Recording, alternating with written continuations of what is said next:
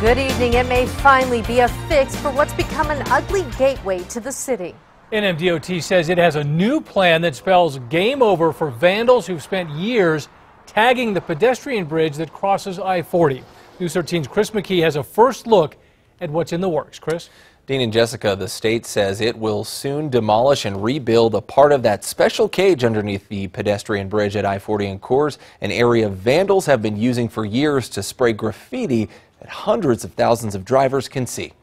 I think it's an eyesore. Neighbors are so used to seeing it. Almost every time I bring my daughter to school.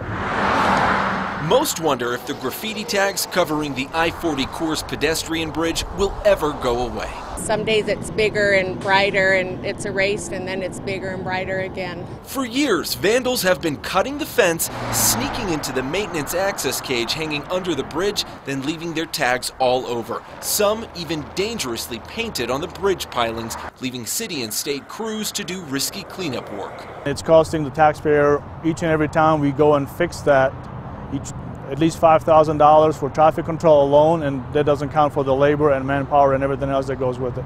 But NMDOT hopes those days are over. Do I believe that it will be successful? Yes. He's talking about a new plan to rebuild part of that black cage under the bridge, which protects gas and water lines. We limit the access for the vandals and vagrants. 3 agencies are paying for it, including NMDOT, New Mexico Gas, and the Water Authority, which drew up the plans. What we're going to do is shorten the cage so that those doors are no longer at the embankment.